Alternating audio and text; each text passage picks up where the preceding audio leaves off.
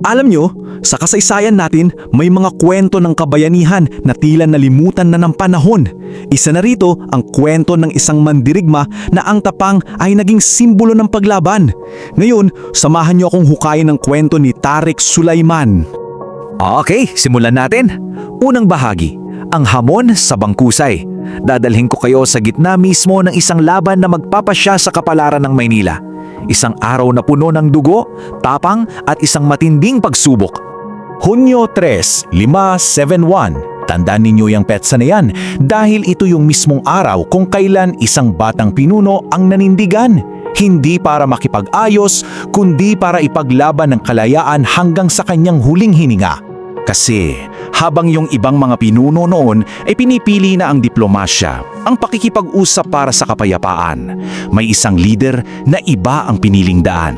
Ang pinili niya, digmaan. Ang tanong, sino siya? Ngayon, ikalawang bahagi, ang tawag ng digmaan. Para maintindihan natin kung bakit siya lumaban, kailangan nating balikan kung paano nagsimula ang lahat. Nung mabalitaan niyang unti-unti nang bumabagsak ang Maynila sa kamay ng mga Espanyol, etong pinuno na to, hindi siya nagdalawang isip na tumugon. Agad-agad, nakapagtipon siya ng 2,000 mandirigma. Imagine, 2,000! Pinapakita lang nito kung gaano siya kalakas, kung gaano kalaki ang tiwala sa kanya ng mga kababayan niya mula sa Macabebe at Hagonoy. At hindi lang yan ha, naglayag sila sakay ng 40 karakoas. Yan yung mga sinaunang bangkang pandigma natin. Isipin nyo na lang yung tapang na kailangan para hamunin ang isang mas modernong hukbo gamit lang ang mga bangkang to. Grabe. At dito talaga natin makikita ang kanyang paninindigan. Nung sinubukan siyang kausapin ng mga dayuhan, ang sagot niya raw, ang kanyang espada. Para sa kanya, simple lang, walang halaga ang buhay kung alipin ka sa sarili mong bayan. Ikatlong bahagi, ang huling pagtatanggol. Ito na, dito na tayo sa pinakakasukdulan ng kwento, yung mismong labanan sa Bangkusay. Ito na ang huling organisadong pagtatanggol para sa kalayaan ng Luzon. Tingnan niyo tong paghahambing na to. Sa isang panig, ang puwersa ni Tariq Sulaiman, Karakoa, Kampilan at Kalasag. Sa kabila naman, ang mga barkong pandigma ni Legazpi, may mga kanyon, may mga baril.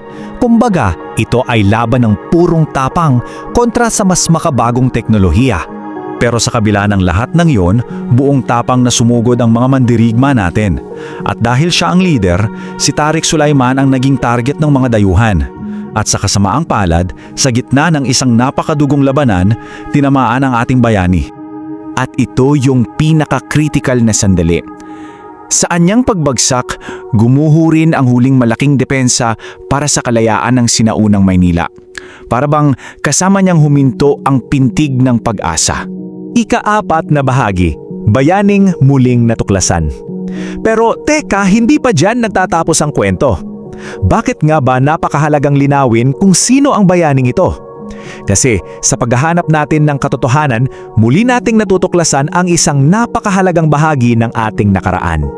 Kasi alam nyo ba, sa loob ng daan-daang taon, yung kabayanihan niya ay naikabit sa pangalan ng isa pang sikat na pinuno.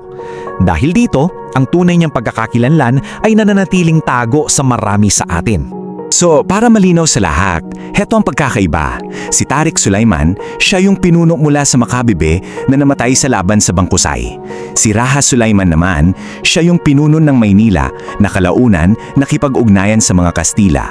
Dalawang magkaibang tao, dalawang magkaibang kwento. Mahalagang malaman yan. So, ano ang pamana niya? Siya ay naging simbolo ng katapangan ng mga Kapampangan.